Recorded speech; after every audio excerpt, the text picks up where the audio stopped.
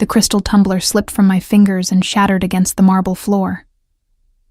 I stared at the spreading pool of whiskey, watching it seep into the grout lines like blood into cement. My hands were shaking. They hadn't shaken in 10 years, not since the night I'd taken my father's place at the head of the Morelli family.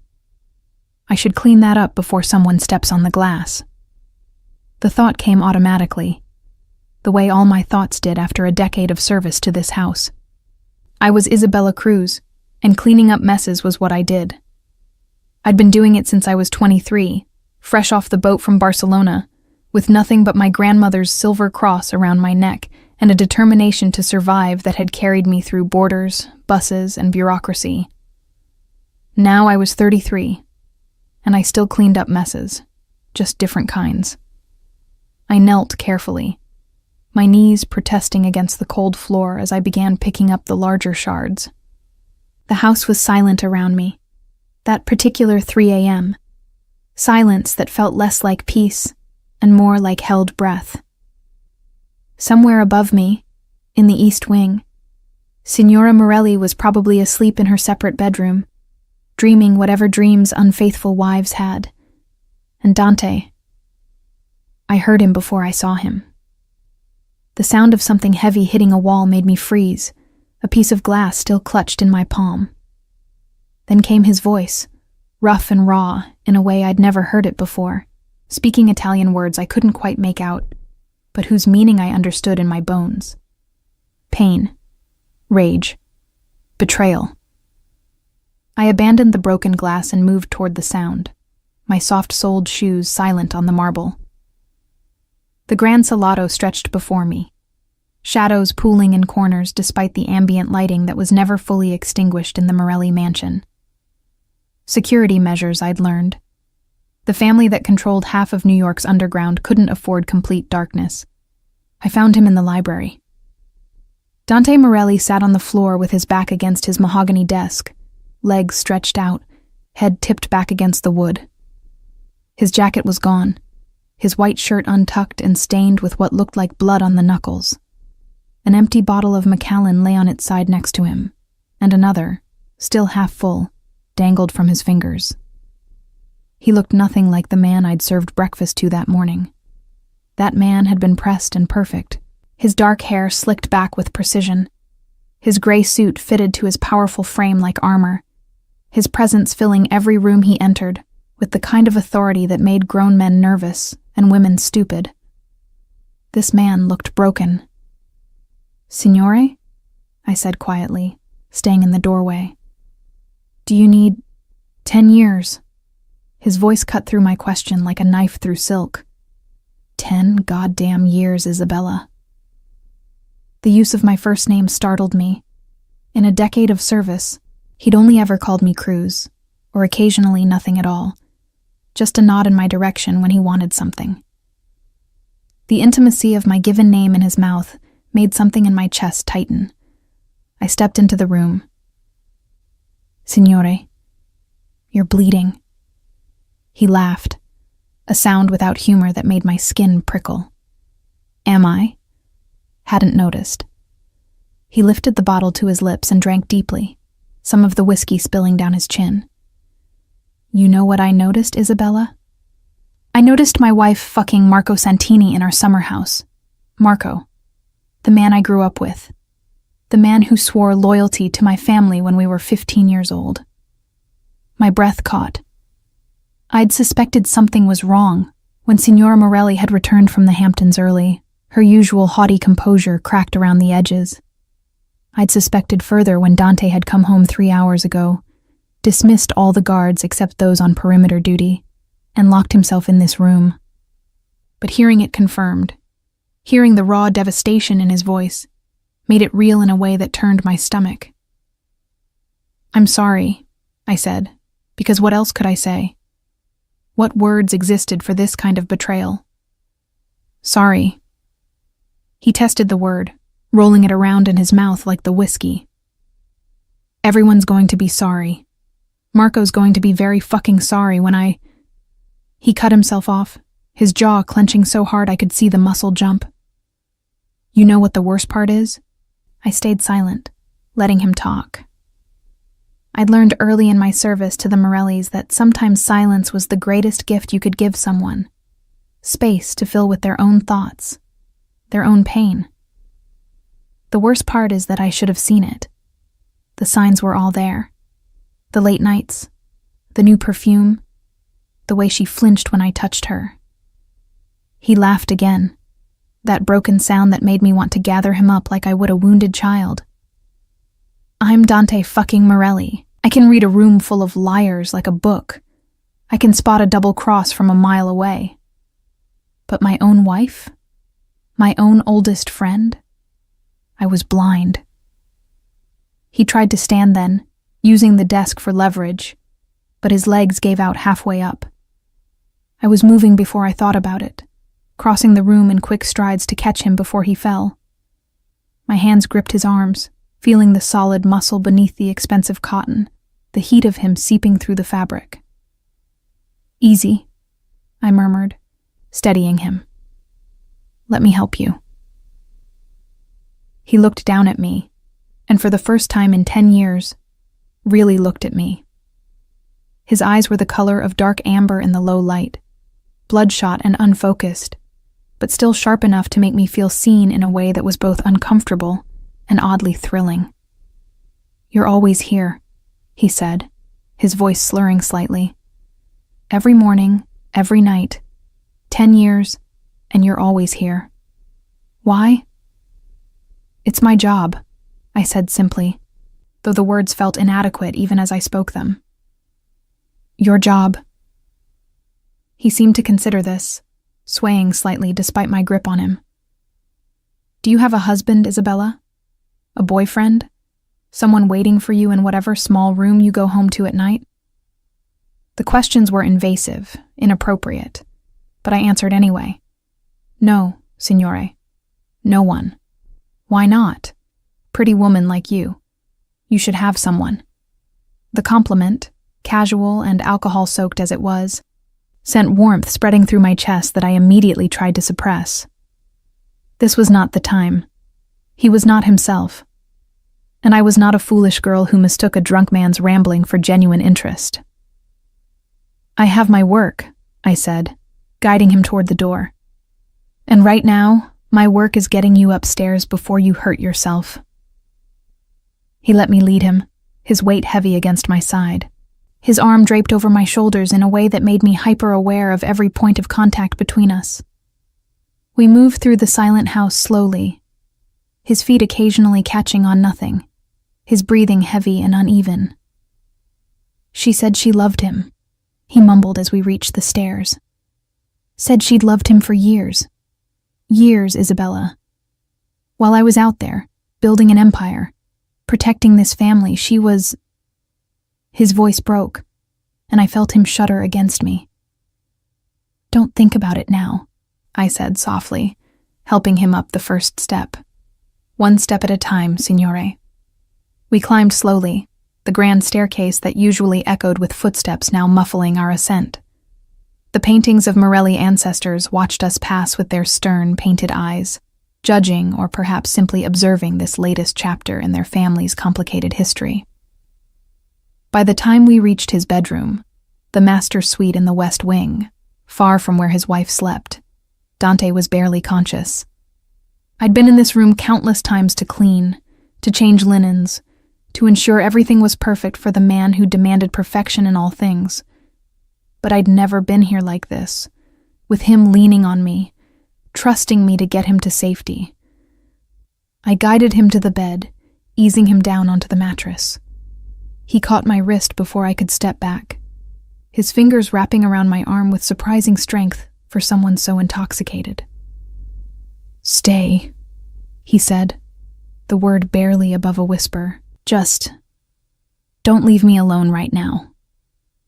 Every professional instinct I had screamed that this was wrong, that I should call his personal assistant, his brother, anyone but remain here in his bedroom in the middle of the night. But the raw vulnerability in his voice, the desperate grip on my wrist, the way he looked at me like I was the only solid thing in a world that had just shattered around him, It all conspired to keep me frozen in place. "I'll stay until you fall asleep," I heard myself say. He nodded, his eyes already drifting closed, and released my wrist. I should have left then, should have backed away and returned to my own quarters in the staff wing. Instead, I found myself moving around the room, removing his shoes, loosening his tie, covering him with the cashmere throw from the foot of the bed. His shirt was ruined, the blood on his knuckles dried now, but still stark against the white fabric. I went to his bathroom, found the first aid kit I knew was kept under the sink, and returned with antiseptic and bandages. "This might sting," I warned, taking his hand in mine. He didn't flinch as I cleaned the wounds, just watched me with those amber eyes that seemed to see more than they should. His knuckles were split, probably from hitting something or someone. I worked carefully, my fingers gentle as I applied the antiseptic, wrapped the bandages, tried to ignore the way my heart was racing. "You have kind hands," he said suddenly. "I never noticed before." "You've never needed to notice before, signore." "Dante." The name came out rough, almost pleading. "Call me Dante, at least tonight. At least when it's just us and everything else is broken." I looked up at him, at this man who'd been my employer for a decade, who I'd served without question, who I'd watched from a distance as he built his empire and commanded respect and fear in equal measure. This man who was now asking me to see him not as Signore Morelli, but simply as Dante. "Dante," I repeated softly, testing the name on my tongue. He smiled, a real smile that transformed his face from harsh angles to something almost boyish. Then his eyes closed again, his breathing deepening as the alcohol finally pulled him under. I should have left. I meant to leave. But as I stood to go, he stirred, reaching out blindly, and I found myself sitting on the edge of the bed instead. Just for a moment, I told myself. Just until I was sure he was fully asleep. The moment stretched into minutes, and the minutes into an hour. I watched him sleep, this powerful man brought low by betrayal, and something in my chest cracked open. Some wall I'd built around myself during 10 years of service, 10 years of being invisible, 10 years of keeping my distance from the life and the man I served. I knew his routines better than I knew my own. I knew he took his coffee black with 1 sugar, that he read the financial section of the Times every morning, that he worked out at 5 a.m. without fail, that he preferred his shirts pressed with light starch, that he had a scar on his left shoulder from a bullet he'd taken when he was 25, that he was left-handed but trained himself to shoot with his right, that he called his mother every Sunday no matter where he was in the world. I knew these things because it was my job to know them. But somewhere along the way, the knowing had become something more. Somewhere in the careful attention to his preferences, the anticipation of his needs, the quiet witnessing of his life, I had done the unforgivable thing. I had fallen in love with Dante Morelli. The realization should have terrified me. Instead, sitting there in the pre-dawn darkness, watching him sleep with his defenses finally down, I felt something like peace settle over me. I woke to the sensation of warmth and the smell of expensive cologne mixed with whiskey. For a moment, I couldn't remember where I was, my mind foggy with the kind of deep sleep that came after emotional exhaustion. Then I felt the weight against my side and everything came rushing back. Dante. Sometime during the night I'd lain down beside him, not under the covers, I wasn't that foolish, but on top of them, my body curved toward his, my hand resting on his chest as if to assure myself he was still breathing.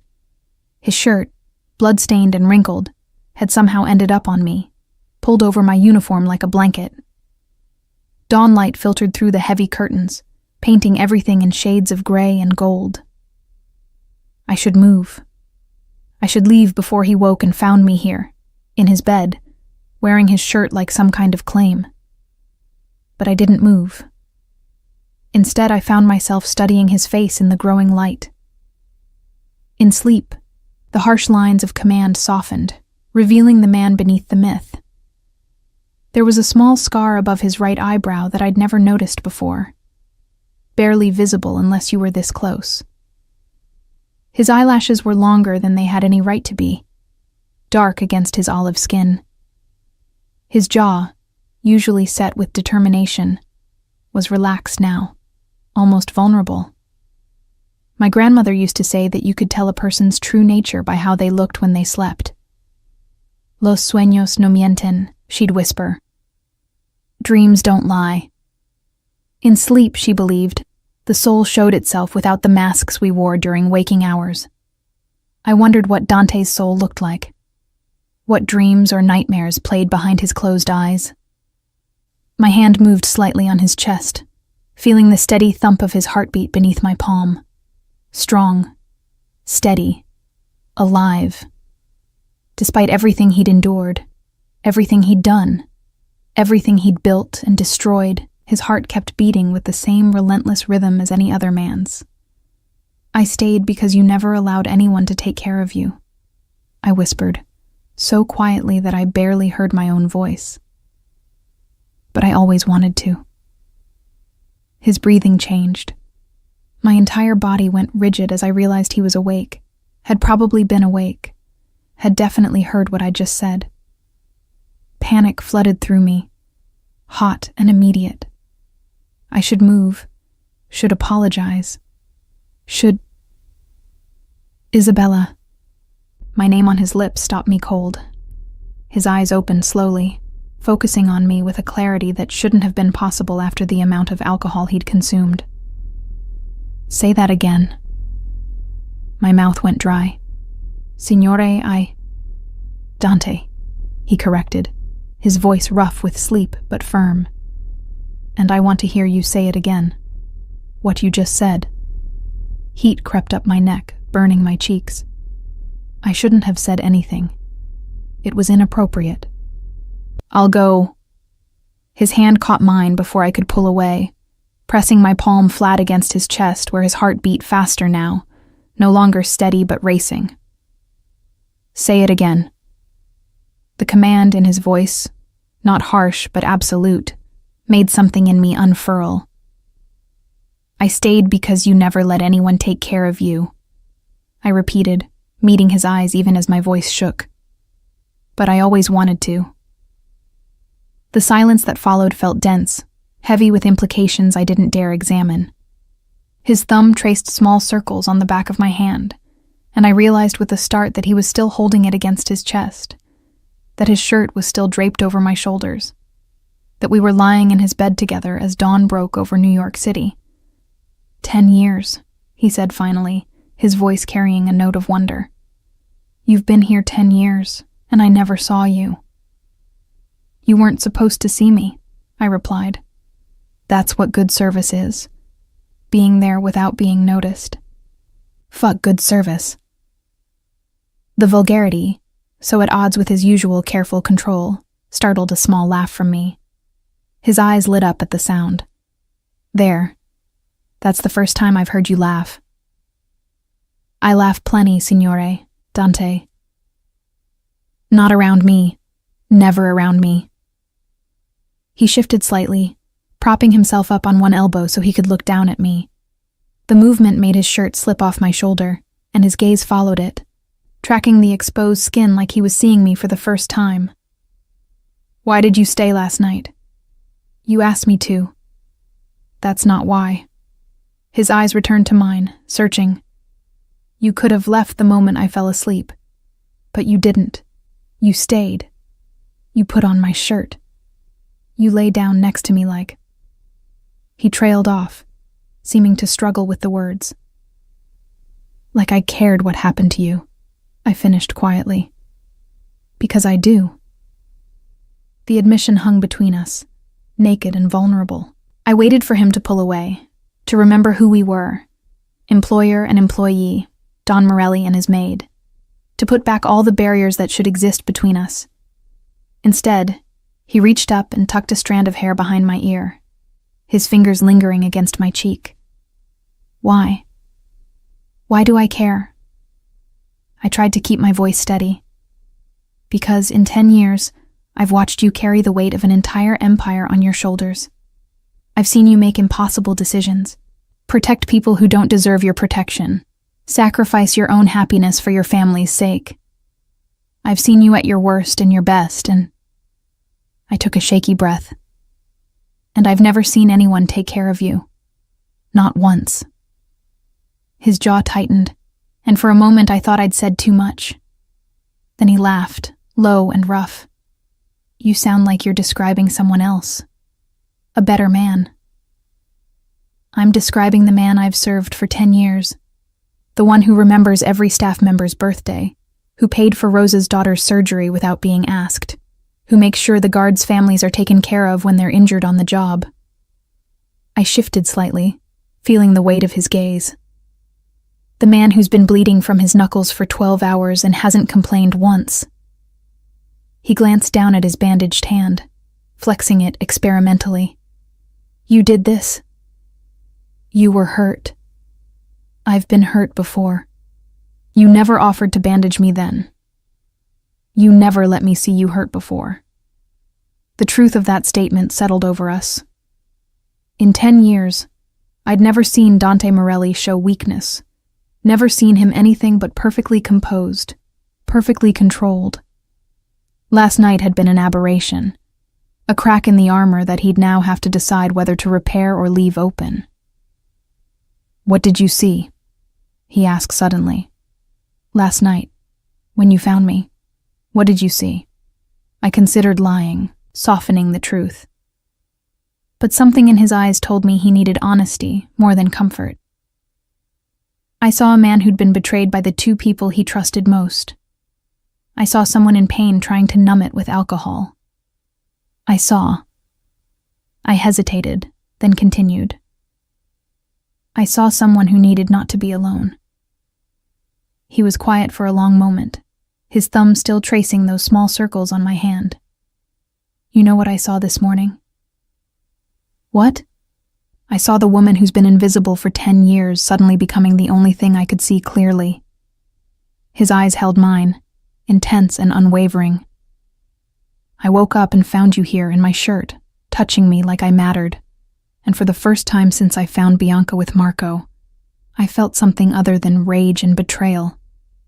My heart stuttered. What did you feel? Seen. The word came out raw. I felt seen, Isabella. Really seen, in a way that... He cut himself off, pulling back slightly as if remembering himself. This is inappropriate. Yes, I agreed, but I didn't move to leave. You work for me. Yes. I'm married. Technically. I'm not a good man, Isabella. The things I've done, the things I'll have to do. I know, I interrupted softly. I've cleaned your study after meetings. I've seen the fear in people's eyes when they come to the house. I've heard the late-night phone calls, seen the blood on your clothes that wasn't yours. I know exactly who you are, Dante Morelli. He stared at me, something like shock crossing his features. And you stayed anyway. I stayed because of who you are, not despite it. The words hung in the air between us, heavy with meaning. I watched understanding dawn in his eyes, watched him process what I was saying, that I'd seen his darkness and hadn't run, that I knew his demons and hadn't tried to exorcise them, that I accepted him as he was, rather than as I wished he'd be. You're going to ruin me, he said finally, his voice barely above a whisper. Or save you. Same thing. A knock at the door shattered the moment. We both froze as a familiar voice called through the heavy wood. Dante, are you awake? We need to talk about Marco. Luca, Dante's younger brother and consigliere, his second in command in all things that mattered. Dante's entire demeanor changed in an instant, the vulnerability evaporating as he shifted back into his role. But before he could move away completely, he brought my hand to his lips and pressed a kiss to my palm, his eyes never leaving mine. This conversation isn't over, he said quietly. Then louder, Give me 5 minutes, Luca. I slipped from the bed, removing his shirt with shaking hands and straightening my uniform. The cotton still smelled like him, cologne and whiskey and something uniquely Dante. I folded it carefully, laying it on the chair by the window. When I turned back, he was standing, running his hands through his hair, transforming back into Don Morelli before my eyes. But as I moved toward the door, he caught my wrist one more time. Isabella. I looked back at him. Thank you, for last night. He seemed to search for words. For seeing me. I nodded, not trusting my voice, and slipped out into the hallway just as Luca appeared at the top of the stairs. He gave me a curious look as we passed, but I kept my eyes down, falling back into my role as the invisible maid who saw everything and said nothing. But as I descended the stairs, I could still feel the ghost of Dante's lips on my palm, still hear his voice saying my name like a prayer, still see the way he'd looked at me in the dawn light like I was something precious he'd just discovered. Everything had changed. The house felt different after that morning.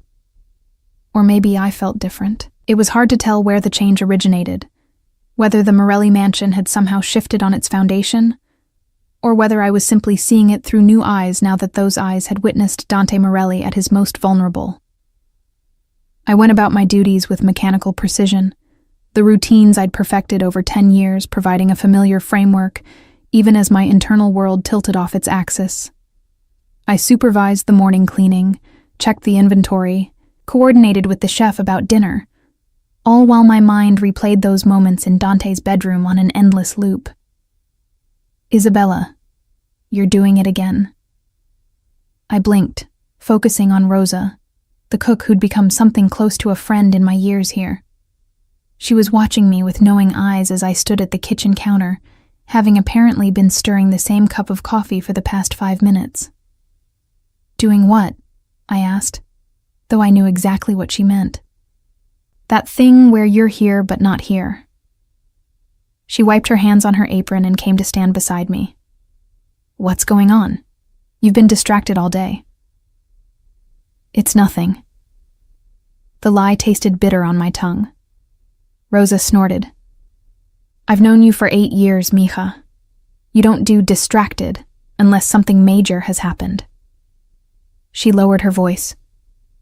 Does this have anything to do with what happened last night? With Ella Signora and Marco? Of course she knew. Everyone knew by now. News traveled fast in a household of this size, even when the staff tried to maintain discretion. By noon, every member of the house staff had been aware that Bianca Morelli would be moving out immediately, that Marco Santini was no longer welcome on Morelli property, and that the Don's mood was, in Rosa's delicate phrasing, darker than usual. I found him last night, I heard myself say, after everyone else had been dismissed. He was in the library, and he was. I struggled to find words that wouldn't betray the intimacy of those moments. He was hurt. Rosa's expression softened with understanding. And you took care of him. It wasn't a question, but I nodded anyway. Oh, Isabella. She said my name with a mixture of sympathy and concern. Be careful. I am being careful. No, you're not.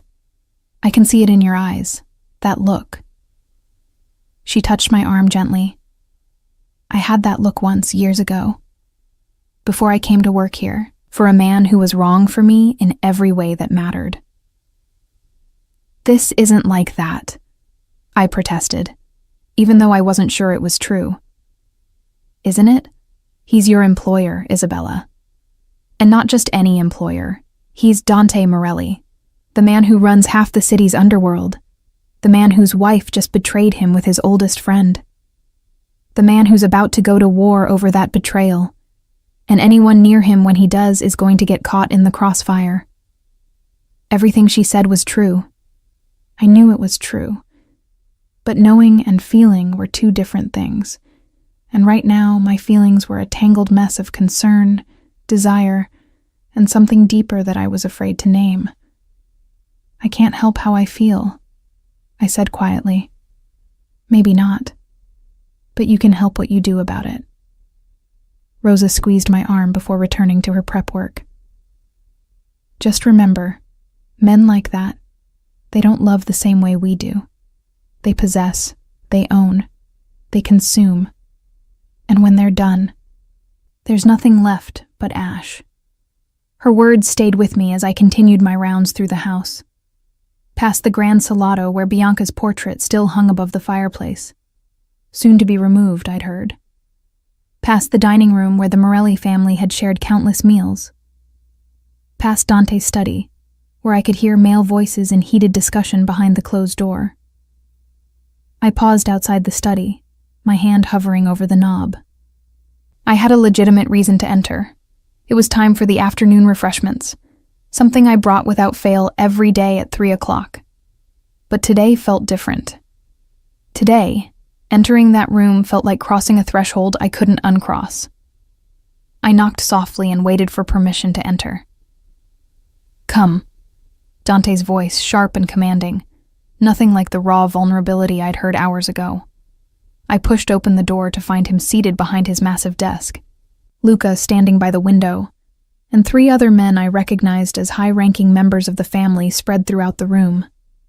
The conversation stopped the moment I entered. 5 sets of eyes turned toward me, but I only felt one.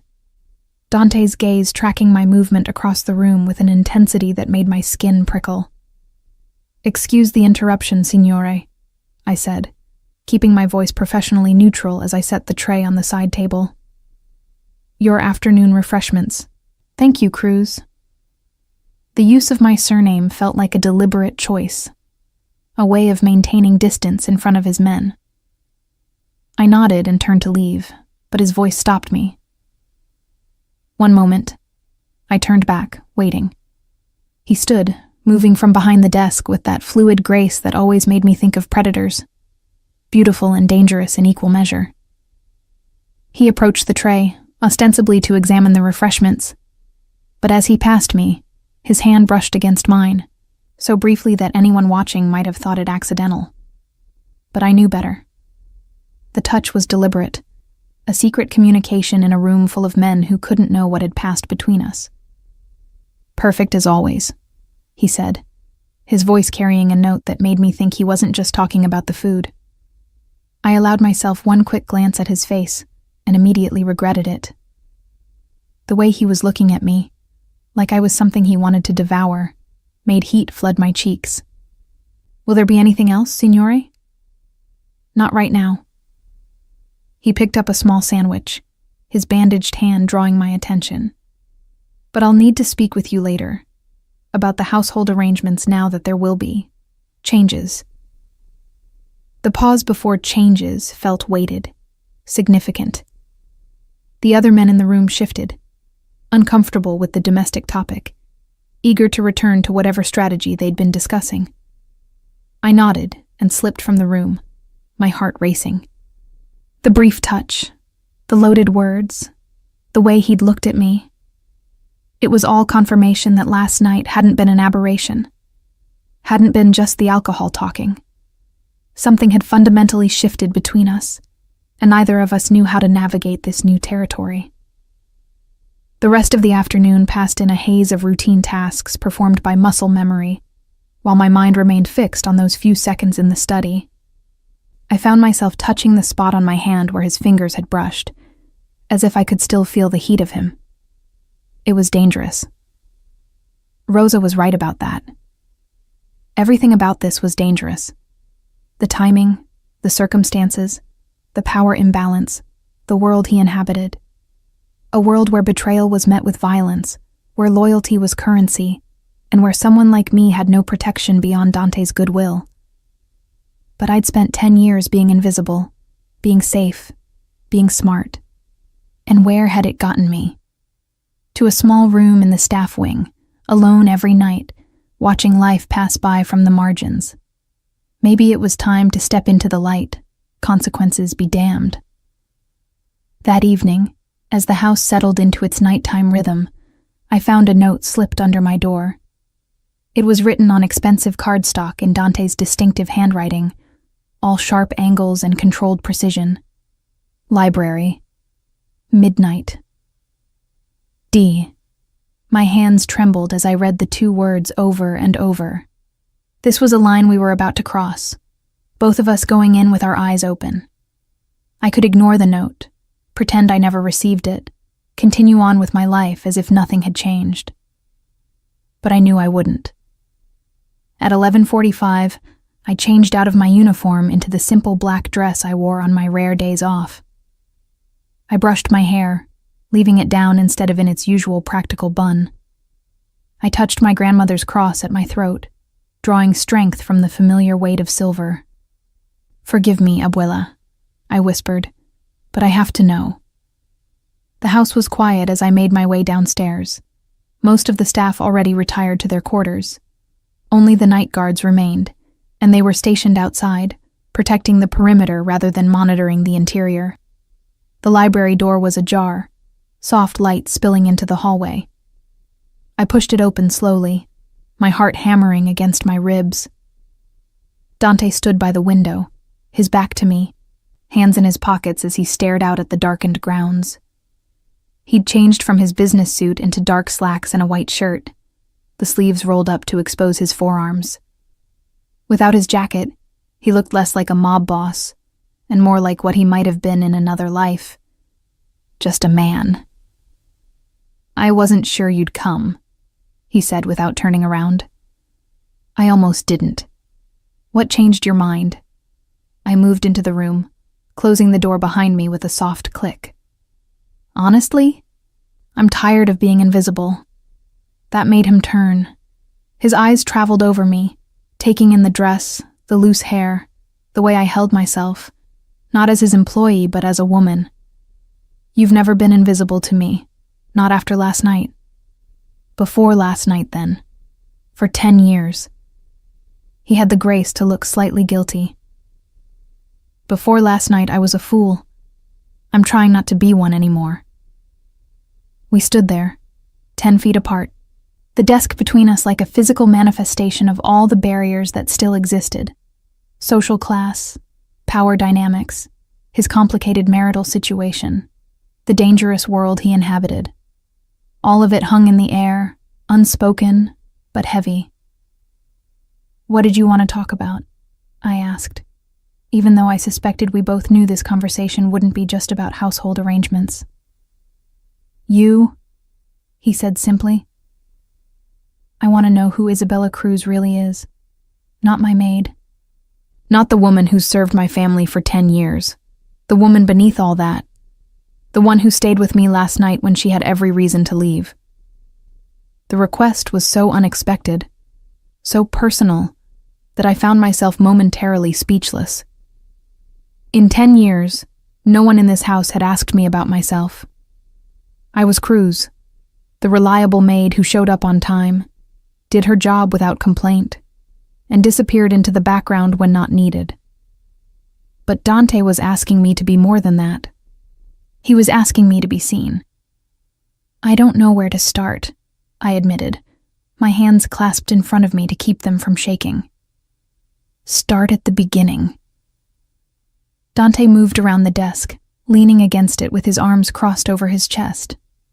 The posture was casual, but his eyes remained intense, focused entirely on me.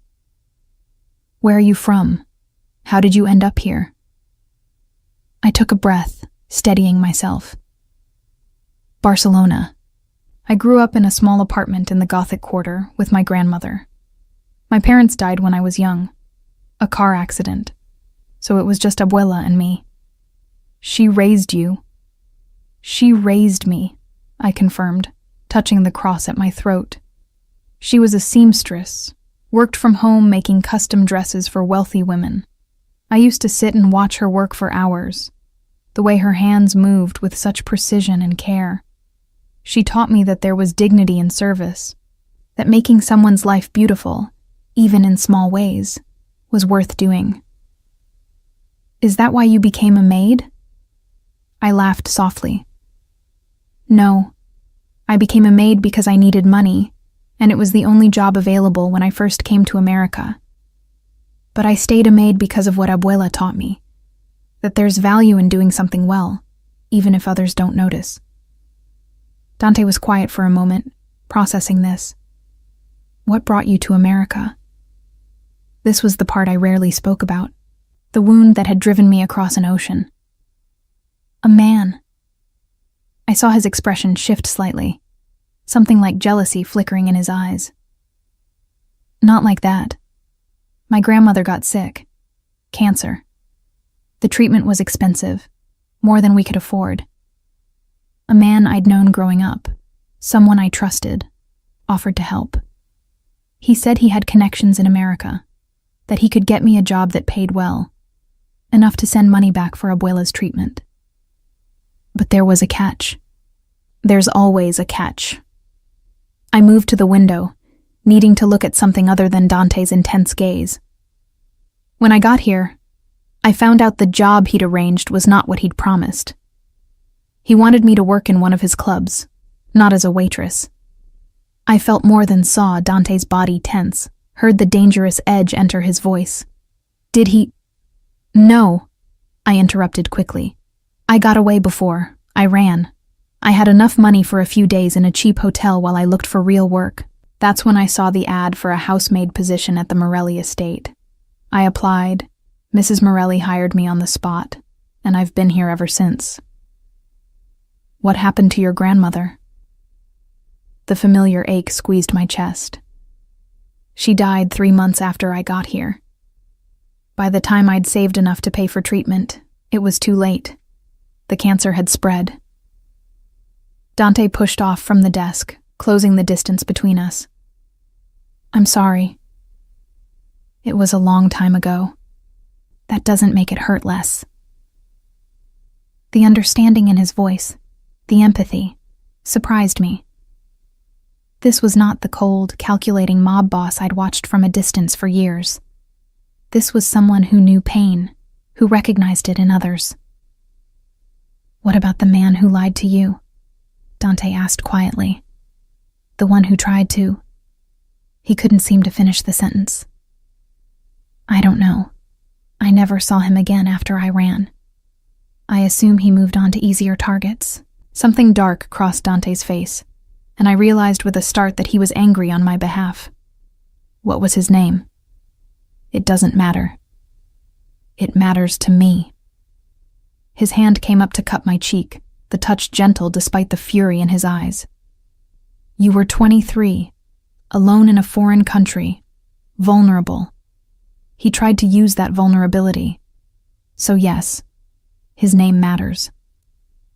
I should have been frightened by the violence implicit in his words, the promise of retribution.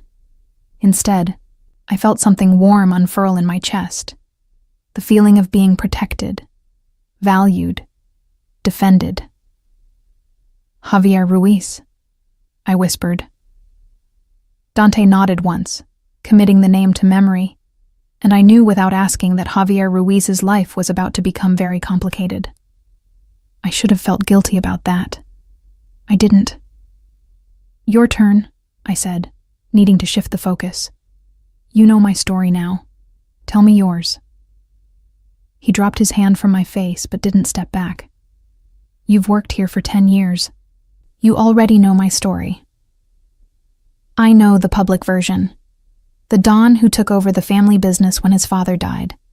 The man who expanded the empire, modernized the operations, became one of the most powerful figures in New York. But I don't know the private version. The man who stays up until 3 a.m. reading in this library. The man who calls his mother every Sunday without fail. The man who— I hesitated, then continued. The man who married Bianca Rossi. His jaw tightened at the mention of his soon-to-be ex-wife. That's not a story I'm proud of. I'm not asking you to be proud of it. I'm asking you to tell me, to let me see you the way you saw me last night. We stood there, so close I could feel the heat radiating from his body, could count the different shades of amber in his eyes. This moment felt significant. like we were standing on the edge of something that would either destroy us or transform us. "I married her because it made sense," he said finally. "A union between the Morelli and Rossi families. Strong alliances, shared territories. My father arranged it before he died, and I honored his wishes." His laugh was bitter. I told myself that love would come eventually, that it didn't matter if I didn't feel passion for her because we respected each other, and that was enough for a successful partnership. But it wasn't. No. We were business partners who shared a last name and occasionally a bed. Nothing more. I worked 18-hour days, she ran her social circles, and we both pretended that was enough. He paused. When I found her with Marco, I wasn't just angry about the betrayal. I was angry because I realized I'd wasted 10 years of my life on something hollow. I'd built an empire but forgotten to build a life. The vulnerability in his admission made my chest ache. "What do you want now? If you could have anything, what would you choose?" "You really want to know?" I nodded. He reached up and tucked a strand of hair behind my ear, his fingers lingering against my skin. "I want someone who sees past the empire to the man. Someone who doesn't want to change me or fix me or turn me into something I'm not. Someone who knows what I am and stays anyway." "Dante, last night, when I woke up and found you there, wearing my shirt, touching me like I mattered, that was the first time in 10 years I felt like someone actually saw me. Really saw me." His other hand came up to frame my face, his thumbs brushing my cheekbones. "And it terrifies me because you're the one person I shouldn't want, but you're the only person I can't stop thinking about." My breath caught. "I'm your employee." "I know. This is completely inappropriate. I know. If anyone found out, I know all of that, Isabella.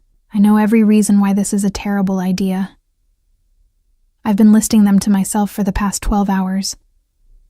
His forehead came to rest against mine, and I could feel his breath against my lips. But I can't seem to make myself care. Neither could I. That was the terrifying truth. All the logical objections, all the potential consequences, all the very real dangers. None of it seemed to matter when he was this close. When he was looking at me like I was something precious he'd been searching for without knowing it. "What happens now?" I whispered. "That depends on you." His hands remained gentle on my face, giving me the power to pull away if I wanted. "I won't force this. I won't use my position to pressure you. If you walk out of here right now and tell me to forget this conversation ever happened, I'll respect that. And if I don't walk away..." His eyes darkened. "Then everything changes." I thought about Rosa's warning, about the dangers of getting close to a man like Dante Morelli. I thought about the life I'd built in the margins, safe and invisible. I thought about all the reasons I should step back, maintain my distance, protect myself. Then I thought about the way he'd looked at me in the dawn light, the way his lips had felt against my palm, the way I'd felt seen for the first time in 10 years. "I've spent a decade being careful," I said. "Being smart, being safe. And where has it gotten me? To a small room, alone every night, watching other people live their lives. Isabella, I'm tired of being invisible, Dante. I'm tired of playing it safe. I'm tired of watching from the sidelines." I took a shaky breath. "So if everything's going to change anyway, then maybe it should." The kiss, when it came, wasn't gentle. It was desperate, hungry, years of unspoken tension finally finding release. His hand slid into my hair, holding me to him, as if afraid I might disappear. My own hands fisted in his shirt, pulling him closer, wanting to eliminate every inch of space between us. We broke apart, only when breathing became necessary, both of us trembling, foreheads still pressed together. "This is going to be complicated," he murmured against my lips. I know. Dangerous. I know that too. You could get hurt. I pulled back enough to look him in the eyes. I've been getting hurt quietly for 10 years, Dante. At least this way. I'll be hurt while truly living. Something fierce and possessive flared in his eyes. No one is going to hurt you. Not while I'm breathing. Not even you? The question seemed to catch him off guard. He was quiet for a long moment before answering. I can't promise I won't hurt you. I can only promise that I'll never do it deliberately, and that I'll spend every day trying to be worth the risk you're taking on me. It wasn't a romantic declaration. It wasn't poetry or promises of forever. But it was honest, and honesty was more valuable than pretty words. Then I guess we're doing this, I said. I guess we are. He kissed me again, slower this time, savoring rather than devouring. And as his arms came around me, pulling me against the solid warmth of his body, I felt something settle in my chest. This might be reckless. This might be dangerous. This might end in disaster. But for the first time in 10 years, I felt truly alive. The next 3 days passed in a strange duality. During daylight hours, I remained Cruz, the efficient maid who moved through the Morelli household with professional detachment. I supervised staff, managed household needs, maintained the routines I'd perfected over a decade of service. No one would have suspected anything had changed. But once darkness fell and the house settled into its nighttime rhythm, I became Isabella, the woman who slipped into Dante's private study, his library, once even the wine cellar, wherever we could steal precious moments together away from watching eyes. We were careful, painfully, meticulously careful. Dante had enemies who would use any perceived weakness against him, and I had no illusions about what I would become if our relationship became public knowledge. A liability, a target, a way to hurt him. Still, the secrecy added a particular intensity to every stolen touch, every whispered conversation.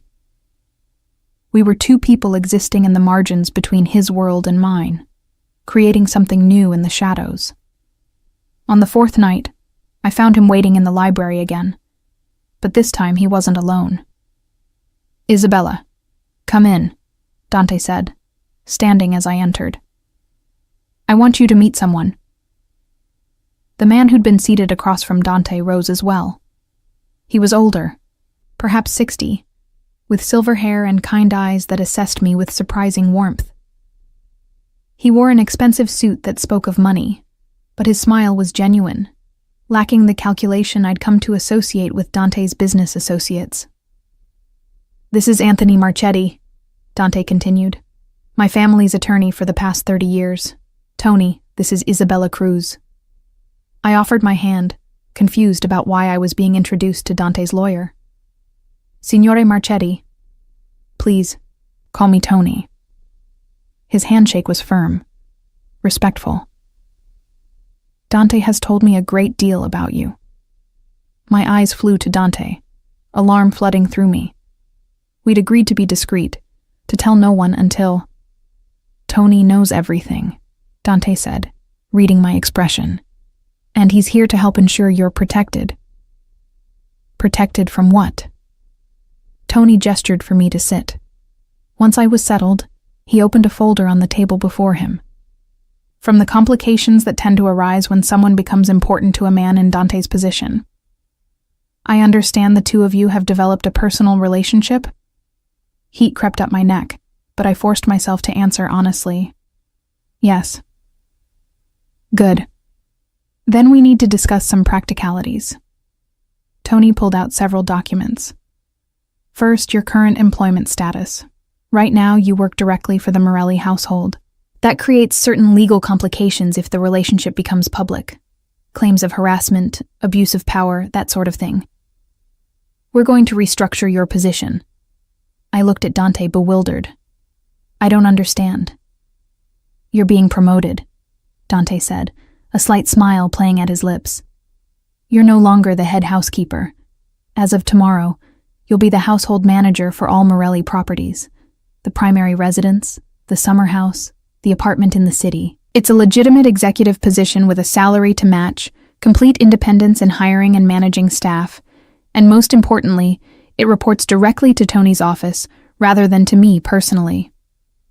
That way, Tony continued, if anyone questions the relationship, we can demonstrate clear professional separation. You have your own authority structure, your own budget, your own domain.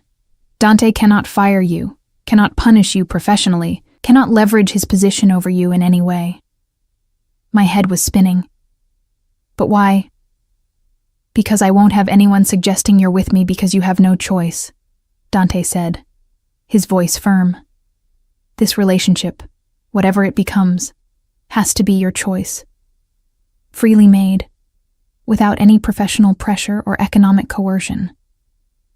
I stared at him, overwhelmed by the lengths he was going to in order to protect me, to give me power in a situation where I had none. There's more, Tony said gently. We need to discuss living arrangements. Living arrangements? You currently reside in the staff wing, Dante said. That needs to change. We're converting the East Wing apartment, the one Bianca used to occupy, into an independent residence for you. Separate entrance, separate security, your own space. You'll still be on the property, but you'll have complete privacy and autonomy. Dante, this is too much. It's not enough, he interrupted. Isabella, listen to me. My world is dangerous. The people in it are dangerous. If we're going to do this, you need to be protected in every possible way. Legally, financially, physically. This isn't about control. It's about ensuring that if something happens to me, you're not left vulnerable. The reminder of the constant threat hanging over his life made my chest tighten. Nothing's going to happen to you. His smile was sad, knowing. We don't get to make that guarantee, but I can guarantee that you'll be taken care of regardless. Tony cleared his throat diplomatically. There's also the matter of a trust fund being established in your name, independent of Dante, managed by neutral trustees. Enough to ensure you never have to work again if you choose not to. No. The word came out sharper than I intended. Absolutely not. I don't want your money, Dante.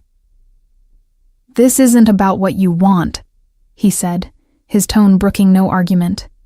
It's about what you need, what you deserve.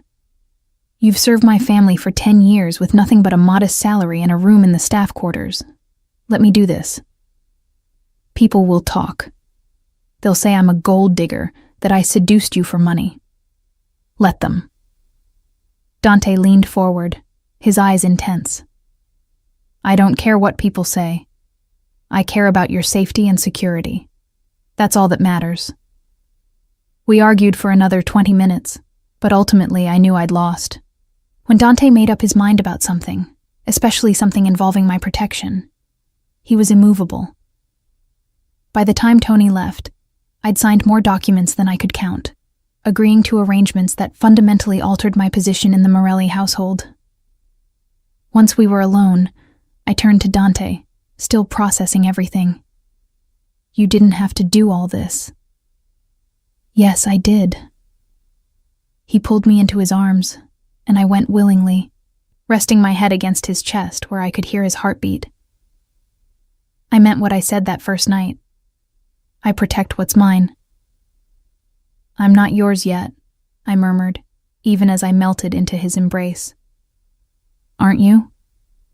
His hand came up to tilt my chin, forcing me to meet his eyes.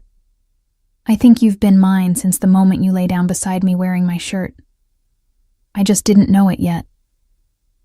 The kiss he gave me then was slow, thorough, a claiming that had nothing to do with ownership and everything to do with devotion. When we finally broke apart, both breathing hard, he rested his forehead against mine. Stay with me tonight, he whispered, not in secret, not stolen moments. Stay with me properly. The invitation hung in the air between us, heavy with implications. This would be crossing another line, taking another step away from what we'd been toward what we might become. Your wife is gone, moved out 3 days ago. The divorce papers are being filed tomorrow. His hands framed my face. I'm a free man, Isabella. Or at least I will be once the legalities are settled. And I don't want to waste another minute pretending I don't want you beside me. I thought about Rosa's warnings, about the dangers of loving a man like Dante. But I also thought about the way he'd protected me, supported me, seen me in ways no one else ever had. Okay, I whispered. I'll stay. The smile he gave me was brilliant, transforming his face from severe beauty to something almost boyish. He took my hand and led me from the library, up the stairs to his private wing. His bedroom was familiar from my years of cleaning it, but entering it now, as his guest, rather than his employee, felt different. Sacred somehow. I need to tell you something, he said once we were inside, his expression turning serious. About what happened with Marco. I tensed, not sure I wanted to hear this, but knowing I needed to. I sent men to find him, Dante continued. They brought him back 2 nights ago. We talked. The pause before talked told me exactly what kind of conversation it had been. Is he dead? No, though he probably wishes he was. Dante's jaw tightened. He told me things about Bianca, about their affair. It had been going on for 3 years. 3 years, Isabella. Right under my nose. The pain in his voice made me want to gather him close, to comfort him the way he'd been comforted that first night. But I sensed he needed to finish this confession first. He also told me something else, something that made me realize how blind I'd been. Dante moved to the window, looking out at the darkened grounds. He said Bianca used to laugh about me, about how I was always working, always focused on the business, never paying attention to her. She called me cold, distant, said I was more married to the family than to her. That's not true, I said fiercely. You're not cold, aren't I? He turned back to me. I built an empire, Isabella, but I forgot to build a life. I was so focused on being the Dawn, on living up to my father's legacy, on proving myself strong enough to lead, that I forgot how to be human, how to feel, how to connect. His voice dropped. Until you. My breath caught. You didn't try to fix me or change me, he continued. You saw me at my worst, drunk, broken, betrayed. And you just stayed. You held me together without asking for anything in return. You accepted the darkness in me without trying to turn it into light. And somehow, that made me want to be better. Not because you demanded it, but because you deserved it. I crossed the room to him, taking his hands in mine. I don't need you to be better, Dante. I need you to be real. That's all I've ever wanted. The real man, not the mask he shows the world. Even if the real man is capable of terrible things, especially then. I squeezed his hands. I'm not naive about who you are or what you do. I've lived in this house for 10 years. I know what happens in your study during those late-night meetings. I know why men come to you afraid and leave either relieved or terrified. I know about the violence and the power and the blood. And it doesn't frighten you? It does, I admitted. But what frightens me more is the thought of living another 10 years invisibly. Never taking risks, never really living. I spent my whole life playing it safe. And where did it get me? To a small room, alone, with nothing but regrets. I looked up at him. I don't want to be safe anymore, Dante. I want to be alive. Even if being alive means being afraid sometimes. He pulled me against him, his arms wrapping around me so tightly I could barely breathe. You're the bravest person I've ever met. No, I'm not. I'm terrified. That's what makes it brave, doing it anyway. We stood like that for a long time, holding each other in the darkness. both of us understanding that we were standing on the precipice of something that would change us both forever. Finally, Dante pulled back just enough to look down at me. "Last chance to change your mind. Once we cross this line." I silenced him with a kiss, pouring everything I felt into it. All my fear, my desire, my desperate hope that this impossible thing between us might somehow work. When we finally broke apart, both breathless, I looked up at him with steady eyes. "I already crossed the line the moment I lay down beside you that first night. Everything since then has just been admitting it." His smile was slow, full of promise and heat. "Then let's stop pretending." What happened next was not the desperate coupling I'd imagined in my secret fantasies. It was slow, reverent. Dante treating my body like something precious he'd been entrusted to protect. He learned every curve, every sensitive spot, every place that made me gasp or sigh or call his name. And afterward, lying in his arms with moonlight streaming through the windows, I felt something settle in my chest. A rightness, a sense of belonging that had nothing to do with possession, and everything to do with choice. "I love you," Dante whispered against my hair. "I don't know when it happened or how, but I love you." The words should have terrified me. Instead, they felt like coming home. "I love you too," I whispered back. "God help us both." His laugh was quiet, tinged with understanding. "God stopped helping me a long time ago, Tesoro. But maybe you're my redemption. Or maybe we're each other's damnation," I suggested, only half joking. "Even better." He pulled me closer. "At least we'll burn together." The next 3 weeks passed in a blur of transition. Bianca formally moved out, taking nothing but her personal belongings and leaving behind any pretense that their marriage had ever been real. The divorce papers were filed, uncontested, with terms so generous that even Tony seemed surprised when Dante signed them without argument. "I don't want her money," Dante explained when I questioned his decision to let her keep everything. "I want her gone, and if writing a check makes that happen faster, it's worth it." My new position as household manager became official, complete with an office in the main house and a staff that reported directly to me. The change in power dynamics was immediate and uncomfortable. People who'd once been my equals now deferred to me, seeking my approval for decisions they'd previously made independently. Rosa was the only one who treated me the same, though even she kept her warnings about Dante to herself now. "Just be careful, mija," she'd said once, squeezing my hand. "And remember, if you ever need help, I'm here." The East Wing apartment that became my new home was beautiful in a way that still made me uncomfortable. High ceilings, expensive furnishings, a view of the gardens that took my breath away every morning. It was more luxury than I'd experienced in my entire life, and some mornings I woke up expecting to find myself back in my small room in the staff quarters. The whole thing revealed as an impossible dream.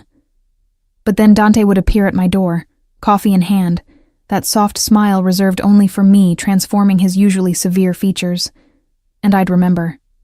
This was real. We were real. The threat we'd been expecting finally materialized on a Tuesday afternoon. I was in my office reviewing the household accounts when Luca appeared in the doorway, his expression grim. "Isabella, we have a situation. Dante needs you in the study. Now." The urgency in his voice sent ice through my veins. I followed him through the house, my heart pounding as various scenarios played through my mind. An attack, an ambush. Someone had come for Dante, and the study was crowded with men I recognized as Dante's inner circle. They all turned as I entered, their expressions ranging from concern to calculation. But I only saw Dante, standing behind his desk, with a piece of paper clutched in his hand, his face carved from stone. "What is it?" I asked, moving to his side. He handed me the paper without speaking. It was a photograph, grainy, clearly taken from a distance, but unmistakable. It showed Dante and me in the garden 3 nights ago, his arms around me, my face tilted up to his as we kissed.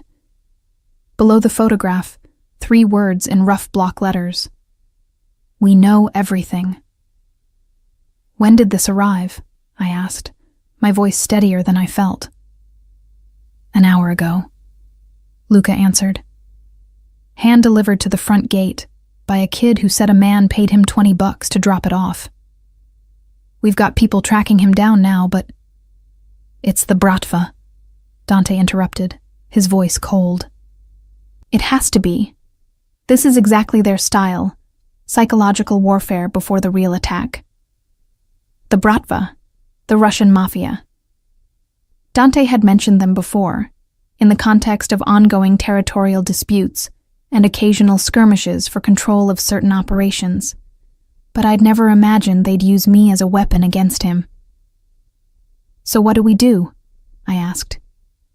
Every man in the room looked at me with varying degrees of surprise, as if they hadn't expected me to ask that question, as if they'd expected me to panic, or fall apart, or demand to be hidden away somewhere safe. Dante's expression softened slightly as he turned to me. We protect you. That's priority 1. You'll have guards. That's not what I asked. I took the photograph from him, studying it with a calmness I didn't feel. I asked what we do. Not what you do to protect me. What we do as a team. Something flickered in his eyes. Surprise, pride, maybe a little fear. Isabella. They're using me against you, I continued, looking around the room at these men who'd spent years in Dante's service. They think I'm a weakness, a pressure point they can exploit. So we use that. We let them think they're right, and we turn their own strategy against them. Luca's eyebrows rose. You're suggesting we bait them? I'm suggesting we stop letting them dictate the terms of engagement. I looked at Dante. You told me once that you're always 3 moves ahead of your enemies, so be 3 moves ahead of this one. The silence in the room was profound. Then Dante laughed, a real laugh that held genuine amusement, and something that sounded almost like joy. You know what? He said, pulling me against his side. You're absolutely right. Gentlemen, it appears we have a strategist in our midst. What followed was 3 hours of intense planning. I listened as Dante and his men outlined the current situation with the Bratva, territorial disputes in Brighton Beach, conflicts over shipping routes, a recent incident where one of the Morelli operations had interfered with a Russian money laundering scheme. They've been looking for an opening to strike, Dante explained. Something that would hurt us publicly, embarrass us, make us look weak. A relationship between me and my former maid, a woman with no family, no protection, no connections. That's exactly the kind of target they'd go after. So we give them what they want, I said, the plan forming as I spoke. We make me visible. Very visible. I attend events with you, appear in public, make myself an obvious target. And when they make their move, we're ready, Luca finished, understanding dawning in his eyes. Christ, that's risky. It's all so smart, Dante said, though his expression was troubled. But Isabella, you understand what you're volunteering for. You'd be walking around with a target on your back. I already have a target on my back, I countered. This photograph proves that. At least this way I'm controlling the situation rather than just reacting to it. We argued for another hour, Dante trying to find ways to minimize my risk, me insisting that half measures wouldn't work. In the end, we compromised on a plan that put me in the public eye while surrounding me with invisible protection. The following week, I attended my first public event as Dante's acknowledged partner. The charity gala was held at one of Manhattan's most prestigious hotels, attended by the city's elite, politicians, business leaders, socialites, and, inevitably, members of various criminal organizations who'd learned to hide in plain sight among respectable society. I wore a dress Dante had chosen, deep emerald silk that transformed me into someone I barely recognized.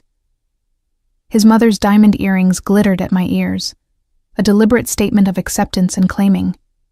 And on my arm, Dante himself, devastating in a tailored tuxedo, his hand possessive at the small of my back. "You're beautiful," he murmured as we entered the ballroom, and terrified. "Try to breathe to sorrow." "Easy for you to say," I whispered back. "You're used to this world. And you're stronger than you think." He pressed a kiss to my temple, a public display of affection that caused ripples through the crowd. "Just stay close to me. And remember, Marco, Gio, and 3 others are scattered throughout the room. You're safe." I wasn't sure I believed that, but I nodded anyway. The evening passed in a blur of introductions and careful conversations. People who'd never noticed me during my years of invisible service now studied me with calculation, trying to determine who I was and what I meant to Dante Morelli. Some were kind, welcoming me with genuine warmth. Others were coldly assessing, clearly viewing me as an interloper who'd somehow seduced their way into a position of power. And then there were the Russians. I felt them before I saw them. A shift in the energy of the room, a sudden tension that made the guards scattered throughout the space go on alert. Dante's hand tightened on my waist as a group of men approached. Led by someone I recognized from photographs Luca had shown me during our planning sessions, Mikhail Volkov, head of the Bratva's New York operations, a man known for his brutality and his complete lack of mercy toward anyone who crossed him. "Morelli," Volkov said, his English heavily accented. "Enjoying the party?" "Always," Dante replied, his tone pleasant but his body coiled like a spring. "Volkov, I don't recall seeing your name on the guest list." "Last-minute addition." Volkov's eyes slid to me, dark and calculating. "Thought I should come meet your new companion." "Isabella, yes? The housekeeper?" The emphasis on my former position was deliberate, designed to embarrass and diminish. I felt heat rise to my cheeks, but forced myself to meet his gaze steadily. "Former housekeeper," I corrected. "Currently household manager for all Morelli properties. It's a pleasure to meet you, Mr. Volkov." Something flickered in his eyes. Surprise, maybe, that I hadn't cowered or looked away. "Very pretty," he said to Dante, as if I wasn't standing right there. "But you know what they say. The higher they rise, the farther they fall." "Is that a threat?" Dante's voice dropped several degrees, becoming the cold, dangerous tone I'd only heard him use a handful of times. "Merely an observation." Volkov smiled, showing too many teeth. "Accidents happen all the time in this city, to everyone, even to those we think are protected." The implication hung in the air between them, a clear threat to me, barely veiled behind polite words. I felt Dante's entire body tense, felt the violence gathering beneath his civilized exterior, and knew that if I didn't intervene, this elegant charity gala was about to become a bloodbath. "Mr. Volkov," I said, stepping slightly forward and placing my hand on Dante's chest in a gesture that was both calming and possessive. "I appreciate your concern for my safety, but I assure you, I'm exactly where I want to be, and I'm not afraid of heights." The double meaning wasn't lost on anyone present. I was telling him I understood the threat, acknowledged the danger, and was choosing to stand my ground anyway. Volkov studied me for a long moment, then laughed, a genuine sound of surprise. "You have spirit, little housekeeper. I respect that." He turned back to Dante. "Enjoy your evening, Morelli. I'm sure we'll be seeing each other again soon." As he walked away, taking his men with him, I felt Dante's tension gradually ease. His hand on my waist shifted from protective grip to gentle caress. "That was incredibly stupid," he murmured in my ear, "and incredibly brave." "Was it enough?" I asked quietly. "Did we draw them out?" "Oh, we drew them out." Luca appeared at Dante's other side, his phone in his hand.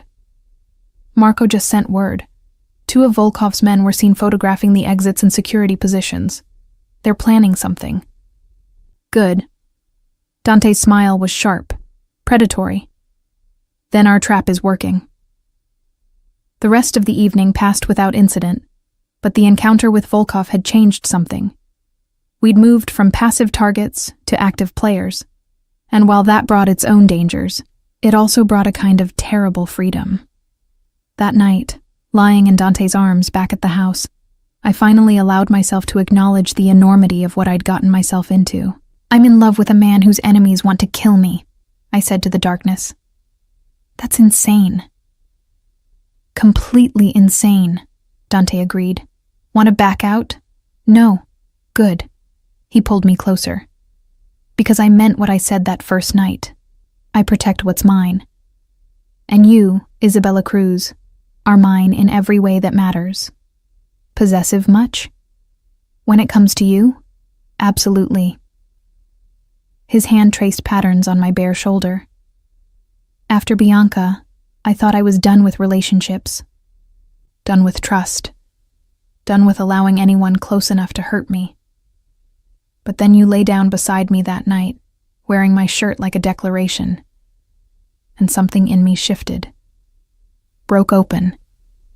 Let light in for the first time in years." I turned in his arms so I could see his face in the moonlight streaming through the windows. "I love you. I shouldn't. It's too fast, too dangerous, too everything. But I do. I know." His smile was soft, tender. "I loved you the moment you told me you stayed because I never let anyone take care of me. That's when I knew you were different, that you saw the man beneath the dawn. We stayed like that, wrapped around each other, making silent promises neither of us was sure we could keep. Outside, the city sprawled beneath us, full of dangers and enemies and threats we couldn't always predict. But in this moment, in this bed, in this space we'd carved out for ourselves, we were safe. Or at least we pretended to be." The attack came 3 days later, exactly as predicted. I was leaving a late lunch with some of the household staff, a monthly tradition I'd maintained even after my promotion, when 2 black SUVs pulled up alongside our car.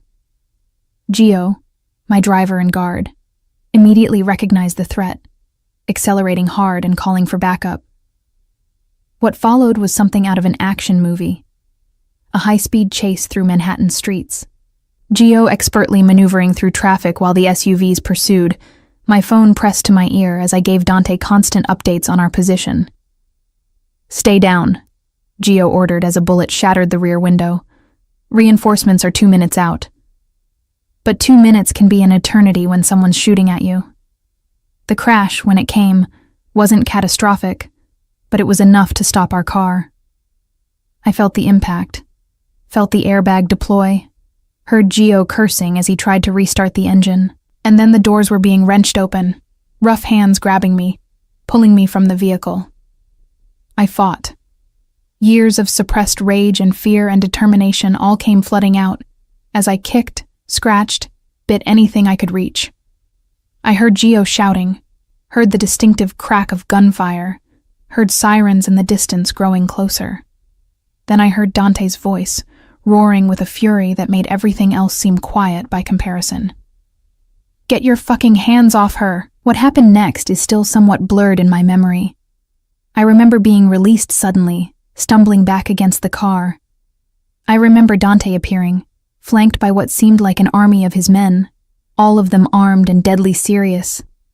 I remember the Russian who'd been holding me backing away, hands raised, realizing too late that he'd walked into a trap. Because that's what it had been, a trap. Bait carefully laid to draw out our enemies and eliminate them in one decisive move. Within minutes, it was over. The Russians were subdued, disarmed, and being loaded into vehicles to be taken somewhere I didn't ask about. And Dante was there, his hands on my face, his eyes wild with a mixture of fear and fury and relief.